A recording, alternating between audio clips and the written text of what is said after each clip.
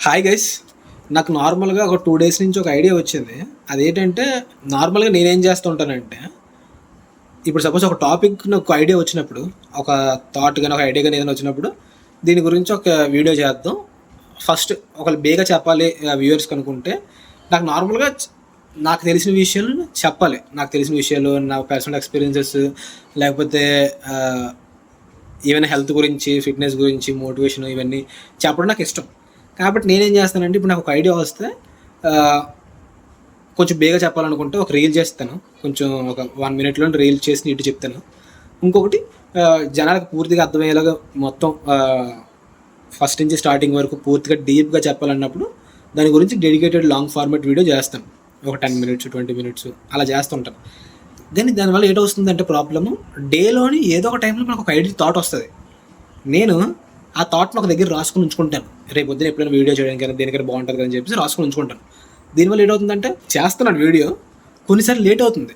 ఇప్పుడు కొన్ని ideas last 3-4 months నుంచి ఉన్నాయి, అవి ఇంకా చేయలేదు. అలా లేట్ అయిపోతున్నది. కాబట్టి నాకేం ఐడియా వచ్చిందంటే, ఈ మధ్యన ఇలాంటి చాలా ఐడియాస్, కొన్నిసార్లు అయితే కొన్ని ఐడియాస్ యాక్టింగ్ మర్చిపోతాం. అంటే రాసుకుందాం అని కూడా, ఇప్పుడు వచ్చిన ఐడియాని వెంటనే రాసుకుందాం అనుకుంటాను, కానీ వెంటనే మర్చిపోతాను. ఆ రాయడం కూడా మర్చిపోతాను. అలా మర్చిపోయి మళ్ళీ ఎప్పుడో వస్తాయి, లేదంటే అది ఇంక మర్చిపోయినట్టే. కాబట్టి ఏం జరుగుతుందంటే, మనం చెప్పాలనుకున్నవి బేగా జనాలకి చెప్పలేకపోతున్నాం. ఇంకొకటి, దానివల్ల లేట్ ఎక్కువ అవుతుంది.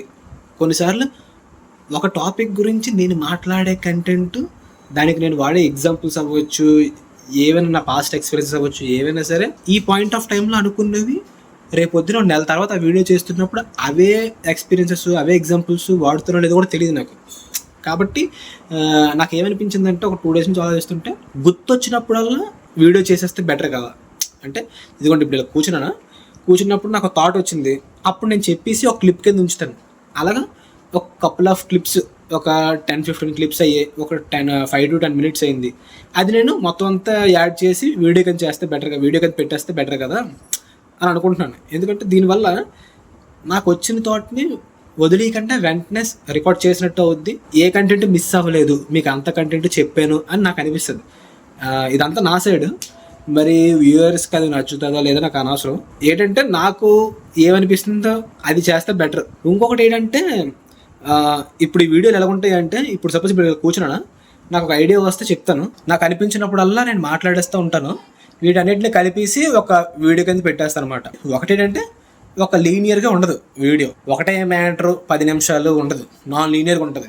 ఒకసారి ఒక దగ్గర గురించి మాట్లాడతాను, ఇప్పుడు నాకు హెల్త్ గురించి అనిపించింది వెంటనే చెప్పేస్తాను, లేదు ఫిట్నెస్ గురించి అనిపించింది చెప్పేస్తాను, లేదా మోటివేషన్ గురించి అనిపించి చెప్పేస్తాను. ఇలాగా ఒక టాపిక్ మీద మన వీడియో ఉండదు, నచ్చిన దాని మీద మాట్లాడుతూ ఉంటాం అన్నమాట. అది కాబట్టి ఇక్కడ నుంచి అలా చెప్దాం అనుకుంటున్నాను. నాకు ఇందాక ఒక థాట్ ఏంటి వచ్చిందంటే, మనం ఎవరికి ఏ హెల్ప్ చేయాలన్నా, లేకపోతే అవతల వాళ్ళ విషయాల్లో, అంటే మన విషయాల్లో కాదు, ఎవరైనా ఇంకొకరు ఇన్వాల్వ్ అయ్యే టైంలో ఎవరికైనా ఏదైనా చెయ్యాలన్నప్పుడు ఇంకొకటి ఆశించి మనం చేస్తుంటే కనుక ఖచ్చితంగా అది అవ్వదు. నాకు తెలిసినంతవరకు అది అనిపించింది. ఎందుకంటే ఇప్పుడు ఎగ్జాంపుల్, ఏదో మంచి జరగాలనేసి గుళ్ళోకి వెళ్ళావు, అది జరగదు, ఖచ్చితంగా జరగదు. ఎందుకంటే నువ్వు ఒకటి ఆశిస్తున్నావు. ఇప్పుడు నీకు గుడికి వెళ్ళాలనిపించింది అంతే. నువ్వు పలానా ఈరోజు వెళ్తే మంచిది, ఈరోజు వెళ్తే ఎక్కువ పుణ్యం వచ్చేస్తుంది, పండుగ రోజు ఖచ్చితంగా వెళ్తే మంచిది అని నువ్వు వెళ్ళట్లేదు. జస్ట్ నీకు వెళ్ళాలనిపించింది, వితౌట్ ఎక్స్పెక్టేషన్స్ నువ్వు వెళ్ళావు అంతే. అప్పుడు చాలా హ్యాపీనెస్ వస్తుంది నీకు. అంతే తప్ప ఈరోజు మంచి రోజు, ఈరోజు ఉదయం గుడికి వెళ్తే స్నానం చేస్తే చాలా మంచిది, నీకేం మంచి జరగదు. నాకు తెలిసినందుకు జరగదు. ఎందుకంటే ఇప్పుడు సపోజ్ చూస్తున్న వాళ్ళు, కొన్ని మీ ఏజ్ ఇప్పుడు ఒక 30 అనుకోండి యావరేజ్గా, పాస్ట్ ఎక్స్పీరియన్స్ ఇప్పుడు మీకు 30 కదా, ఒక 15 years వెనక్కి వెళ్ళి ఇప్పటి వరకు చేస్తున్న ప్రతి విషయాన్ని కొంచెం అలాగా రెట్రోస్పెక్ట్ చేసుకుని రండి. అసలు ఆలోచించుకొని, ఈ పని మనం ఎందుకు చేసాము, ఇదేదైనా ఆశించి చేసామా, ఇలాగన్నీ చూసుకొని రండి. మీరు ఏదైనా పని ఎవరికైనా సరే, లేకపోతే ఎవరితోనైనా సరే చేస్తున్నప్పుడు ఇంకొకటి ఆశించి చేస్తే వాళ్ళకి ఆ పని ఖచ్చితంగా మీరు ఆశించింది జరగదు. అక్కడ ఎవరికైనా ఏదైనా చేసినప్పుడు ఏమీ ఆశించకూడదు, నువ్వు రిటర్న్గా ఇంకేటి ఎక్స్పెక్ట్ చేయకూడదు. గుడికి వెళ్ళాలనిపించింది కాబట్టి వెళ్తావు, ఒక అడుక్కున్నాడుకు రూపాయి వేయాలనిపించింది, నీకు వెయ్యాలనిపించింది కాబట్టి వేసావు.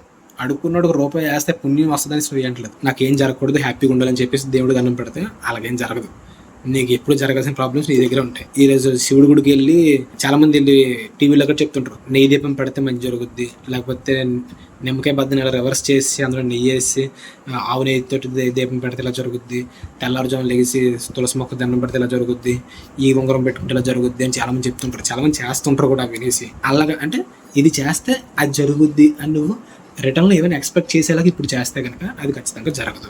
నీకు పూజ చేయాలనిపించింది, సత్యనారాయణ మూర్తి రథం పెడితే చుట్టాలందరినీ పిలిచి ఇంట్లో భోజనాలు పెట్టి ఒక రోజు హ్యాపీగా గడపచ్చు కదా నీకు అనిపించింది, నువ్వు చెయ్యి. నువ్వు దాని నుంచి ఏంటి ఎక్స్పెక్ట్ చేయట్లేదు, అంటే అవతల వ్యక్తి నుంచి నువ్వు ఏంటి ఎక్స్పెక్ట్ చేయట్లేదు, ఈ పూజ చేస్తే మంచి జరుగుతుందని నువ్వు ఏంటి ఎక్స్పెక్ట్ చేయట్లేదు, జస్ట్ ఆ ఒక్కరోజు నీ బంధువులందరితో హ్యాపీగా ఉండాలనుకుంటున్నావు, నువ్వు చేస్తావు, నీకేం ఫరక్ పడదు. నువ్వు రిటర్న్గా ఏంటి ఎక్స్పెక్ట్ చేయట్లేదు. రోజు ఎక్సర్సైజ్ చేస్తే హెల్తీగా ఉంటావు, రిటర్న్గా ఒకటి ఎక్స్పెక్ట్ చేస్తున్నావు, ఎక్సర్సైజ్ చేస్తే హెల్తీగా ఉంటావు అని చెప్పి అందుకు నువ్వు ఎక్సర్సైజ్ చేస్తావు, అది పర్లేదు. అందులో నువ్వే ఉన్నావు, నువ్వే ఇంక్లూడ్ అయ్యావు, ఎవరి సెల్ఫ్ ఇంక్లూడ్ అయ్యింది అక్కడ. నువ్వు దేన్ని ఎక్స్పెక్ట్ చేయకూడదు. ఇప్పుడు నీకు దేవుడు ధనం పెట్టాలనిపించింది, పెట్టు. ఎవరికైనా హెల్ప్ చేయాలనిపించింది, చెయ్యి. ఇప్పుడు నీ ఫ్రెండ్ ఒక 1000 రూపాయలు అడిగాడు, నీ దగ్గర డబ్బులు ఉన్నాయి, నీకు హెల్ప్ చేయాలనిపించింది, ఆడు రేపు పొద్దున్న 1000 రూపాయలు ఇవ్వకపోయినా పర్లేదు అనుకున్నా, రిటర్న్కి ఏంటి ఎక్స్పెక్ట్ చేయట్లేదు. రేపు పొద్దున్న ఆడు 1000 రూపాయలు ఇవ్వడు, పర్లే, నువ్వు వాడికి 1000 రూపాయలు ఇచ్చావు. ఆ విషయం కూడా చెప్పలేదు అడిగి, ఆడే అన్నాడు చెప్పండి, నీకు ఒకవేళ నాకు వీలైతే 4 రోజులు ఇచ్చేస్తాను అన్నాడు. సరే అని చెప్పేసి నువ్వు ఇచ్చావు అంతే.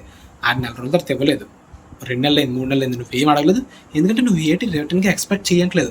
1 సంవత్సరం తర్వాత ఆడు మర్చిపోయి నువ్వు మర్చిపో, నీకు అర్థమైంది కదా. అంటే నువ్వు ఏంటి రిటర్న్గా ఎక్స్పెక్ట్ చేయట్లేదు. ఇది అవతల వాళ్ళ విషయాల్లో. అంటే ఇప్పుడు చూడు, మన విషయాల్లోకి వచ్చేసరికి ఇప్పుడు నువ్వు ఒక బిజినెస్ చేస్తున్నావు, ఖచ్చితంగా సక్సెస్ అవ్వాలనుకుంటావు, అంటే అదొక ఎక్స్పెక్టేషనే సక్సెస్ అవ్వాలనేది. అది నీ వరకు, అంటే యువర్ సెల్ఫ్. నువ్వు ఏమైనా పనులు నీ కోసం చేస్తుంటే కనుక నువ్వు ఎక్స్పెక్టేషన్స్ పెట్టుకోవచ్చు, దానికోసం కష్టపడితే అవుతుంది చాలా వరకు. ఇప్పుడు బిజినెస్ బాగా కష్టపడ్డావు, సక్సెస్ అవుద్ది. సక్సెస్ అవ్వాలని బాగా చదివావు, లేకపోతే బాగా ఉద్యోగం చేసావు, ప్రమోషన్ వస్తుంది, ఇవన్నీ జరుగుతాయి. నేను అవతల వాళ్ళ విషయాలు అంటున్నాను, అంటే వేరే వాళ్ళు ఎవరైనా ఇంక్లూడ్ అయినప్పుడు ఒక విషయంలో నువ్వు ఎక్స్పెక్టేషన్ రిటర్న్గా ఇంకేమైనా పెట్టుకుంటే కనుక ఖచ్చితంగా జరగని చెప్తున్నాను. మీరు ఏం చేసినా సెల్ఫ్లెస్గా చేయండి. సపోజ్ ఈ ఎగ్జాంపుల్ చూడండి, ఇంకొక పాయింట్ కూడా గుర్తొచ్చింది నాకు. ఇప్పుడు చెప్పిన పాయింట్ బట్టి ఏంటి, నీకు ఏదైనా ఒక హెల్ప్ చేయాలనిపించినప్పుడు రిటర్న్కి ఏంటి ఎక్స్పెక్ట్ చేయకూడదు. కాబట్టి మీ ఫ్రెండ్కి 1000 రూపాయలు కావాలన్నప్పుడు నువ్వు ఇవ్వాలనిపించింది కాబట్టి ఇవ్వాలి, కాబట్టి ఇచ్చావు. నువ్వు ఆడు ఇచ్చినా ఒకటే, ఇవ్వకపోయినా ఒకటే, నువ్వు ఏంటి ఆడి నుంచి ఎక్స్పెక్ట్ చేయట్లేదు. ఓకే, బాగుంది. ఇప్పుడు కొన్నిసార్లు నీ దగ్గర 1000 రూపాయలు ఉండొచ్చు, ఉండకపోవచ్చు, సపోజ్ ఉందనుకుందాం. కానీ 1000 రూపాయలు ఒకసారి అవతల వ్యక్తికి హెల్ప్ చేయడం అంటే నీకు కొంచెం ఎక్కువ. అలాంటప్పుడు నువ్వు లేదు అనుకో, 1000 రూపాయలు నువ్వు ఇవ్వలేవు, కానీ 100 రూపాయలు ఇవ్వగలవు. అప్పుడు నువ్వేం చెప్పాలి, అరే నా దగ్గర 1000 రూపాయలు లేదు, కానీ 100 రూపీస్ ఉంది, పోనీ 100 రూపీస్ అనేది తీసుకో, నీకు ఎంతో కొంత సేవ్ అవుద్ది కదా డబ్బులు, మిగతా 900 రూపీస్ ఎవరికైనా అడుగు అనేసి అంటావు. ఇదేదో బాగుంది, అయితే పంపించని అంటాడు. అప్పుడు నువ్వు 100 రూపాయలు, నీకు 1000 రూపాయలు ఇవ్వడానికి ఇబ్బందే, అలాగే నువ్వు ఇవ్వకుండా ఉండలేదు, నీకు తగినంత ఇచ్చావు. ఇది ఇంకొక పాయింట్కి నేను లింక్ దీనికి చేస్తానంటే, నీ దగ్గరకు వచ్చి హెల్ప్ అడిగిన 100 మందిలో నువ్వు ఒక 95 మందికి హెల్ప్ చేయగలిగితే నువ్వు లైఫ్లో సక్సెస్ అయినట్టు అనుకుంటాను. దాని యొక్క డిగ్రీ ఎంత అవ్వచ్చు అంటే, ఒకడు 1000 రూపాయలు అడిగాడు, నీ దగ్గర 1000 ఉంది, ఇచ్చు అంటే ఒకరికి హెల్ప్ చేసావు. నువ్వు రిటర్న్కి ఏంటి ఎక్స్పెక్ట్ చేయట్లేదు, అంటే ఇచ్చిన డబ్బులు నువ్వు ఎక్స్పెక్ట్ చేయట్లేదు. ఏదైనా సరే నువ్వు ఒక పని చేసావు, అవతల వ్యక్తి నుంచి ఇంకో పని నువ్వు ఎక్స్పెక్ట్ చేయట్లేదు, లేకపోతే ఇంకొకటికి మాట సాయం చేసావు, రేపొద్దున ఆడి నుంచి ఒక మాట సాయం నువ్వు ఎక్స్పెక్ట్ చేయట్లేదు. ఆడికి నచ్చితే చేస్తాడు రేపొద్దున ఏదైనా ప్రాబ్లమ్స్ ఉన్నప్పుడు, లేకపోతే చేయడు, అంతే తప్ప నువ్వు ఎక్స్పెక్ట్ చేయట్లేదు. నీ దగ్గర 1,00,000 రూపాయలు ఉంది, 1,00,000 రూపాయలు ఉంది నీ బ్యాంక్ బ్యాలెన్స్, ఇవ్వాలనుకుంటే ఎవరికైనా ఇవ్వచ్చు 1,00,000 రూపాయలు. కానీ నీ ఫ్రెండ్ కూడా 1,00,000 రూపాయలు నీకు ఏమైనా అర్జెంట్గా నాకు కావాలరా, నీ దగ్గర ఉంటే ఇవ్వని అన్నాడు, నువ్వు ఇవ్వగలవు. కానీ నీకేం డౌట్ వచ్చిందంటే, ఇప్పుడు 1,00,000 రూపాయలు అంటే ఎక్కువ అమౌంట్ కదా, రేపు పొద్దున్న వాడు నాకు మళ్ళీ ఇవ్వలేకపోతే కనుక నేను ఇబ్బంది పడతాను కదా అని నీకు అనిపించింది. అంటే నువ్వు ఒకటి ఎక్స్పెక్ట్ చేస్తున్నావు రిటర్న్గా, మళ్ళీ నువ్వు ఇచ్చిన డబ్బులు ఆడు ఇవ్వాలని. ఇప్పుడు నేనేమంటానంటే, అలాంటప్పుడు నువ్వు ఇవ్వకు, 1,00,000 రూపాయలు ఇవ్వకు, ఎందుకంటే 1,00,000 రూపాయలకి పెద్ద అమౌంట్, రేపు పొద్దున్న ఇవ్వలేకపోతే కనుక నువ్వు ఇబ్బంది పడతావు. ఇప్పుడు 1,00,000 రూపాయల్లో ఎంత అమౌంట్ ఇస్తే అవతల వ్యక్తికి నువ్వు అన్ఎఫెక్టెడ్గా ఉంటావు, అంటే రేపు పొద్దున్న ఆడు ఇచ్చినా ఇవ్వకపోయినా నీకు పెద్ద ఫరక్ పడదు, పెద్ద నువ్వు ఎఫెక్ట్ అవ్వవు దానివల్ల. అది నీకు ఎంత, ఇప్పుడు సపోజ్ కొంతమందికి 50,000 అవ్వచ్చు, అంటే 50,000 నువ్వు ఒక ఫ్రెండ్కి ఇచ్చిన తర్వాత ఆడు ఇవ్వకపోయినా, రేపు పొద్దున 50,000 వెనక్కి రాకపోయినా నీకు నువ్వు చేసే పనుల్లో పెద్దగా ప్రాబ్లమ్స్ ఏంటి రావు, నువ్వు పెద్దగా ఎఫెక్ట్ అవ్వు అనుకున్నావు. ఆడు 50,000 ఇస్తాడు, ఇంకొకటి 10,000 ఆ అమౌంట్, అంటే 10,000 ఇస్తే పర్లేదు, రేపు పొద్దున 10,000 వెనక్కి రాకపోయినా పర్లేదు అనుకున్నాడు. ఆడు 10,000 ఇస్తాడు, 2,00,000 రూపాయలు లేదు, 10,000 ఉంది, ఇంకొక 90,000 ఎవరిదైనా సెట్ చేసుకోరా, 10,000 తగ్గినట్టే కదా అని అంటే, అవునరా కొన్ని 10,000 వెయ్యి అని అంటాడు, ఏదైనా ఖర్చులకు పనికి వస్తుంది కదా. అడిగినంత సహాయం నువ్వు చేయక్కర్లేదు, నీకు తోచినంత సహాయం. అంటే ఇంకా అదేదో సామెత ఉంటుంది కదా, ఉడత భక్తికి ఉడత సహాయం అంటారు కదా, అలాగా అవతల వాళ్ళు 1,00,000 రూపాయలు అడగచ్చు, కానీ నీ దగ్గర 5,000 నువ్వు సాయం చేయగలవు.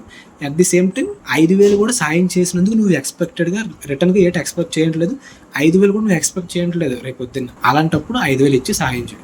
అలాగా నీ దగ్గరికి వచ్చిన 100 మందిలో నువ్వు ఒక 95 మందికి సాయం చేయగలిగితే, ఏదో విధంగా ఇప్పుడు రోడ్డు మీద వెళ్తుంటావు, బండి మీద ఎవడైనా పిల్లడు లిఫ్ట్ అడిగాడు, లిఫ్ట్. దీంట్లో నువ్వు ఎదుటి వ్యక్తి నుంచి రిటర్న్గా ఎక్స్పెక్ట్ చేయడానికి ఏముంటుందంటే, రేపొద్దు నువ్వు ఎప్పుడైనా నడిచినప్పుడు ఎవరికైనా లిఫ్ట్ అడుగుతూ ఇలాగే నేను ఎంతమందికి లిఫ్ట్ ఇస్తున్నాను కదా, నాకు ఖచ్చితంగా ఎవరో ఒకరు లిఫ్ట్ ఇస్తారా, దేవుడు ఉన్నాడు అని అంటావు. అంటే నువ్వు లిఫ్ట్ ఇచ్చేది ఎందుకు, రేపొద్దు నీకు ఇంకెవడైనా లిఫ్ట్ ఇస్తాడు అనేసి ఎక్స్పెక్ట్ చేస్తావు కదా. అలా ఎక్స్పెక్ట్ చేయకూడదు.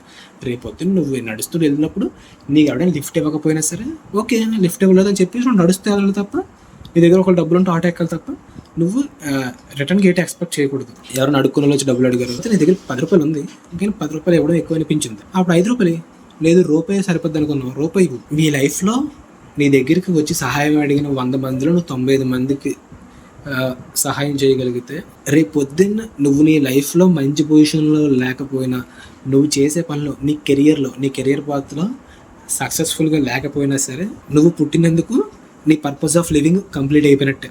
ఇంకా చెప్పాలంటే ఎదుటి వ్యక్తుల కన్నా నువ్వు చాలా గ్రేట్గా బతికినట్టే సహాయం చేయగలిగితే. ఫస్ట్ థింగ్ అది, అందరికీ సహాయం చేయాలి. నీ దగ్గరికి వచ్చిన 100 మందిలో 95 మందికి సహాయం చేయాలి. ఇంకోటి, రిటర్న్కి ఏంటి ఎక్స్పెక్ట్ చేయొద్దు.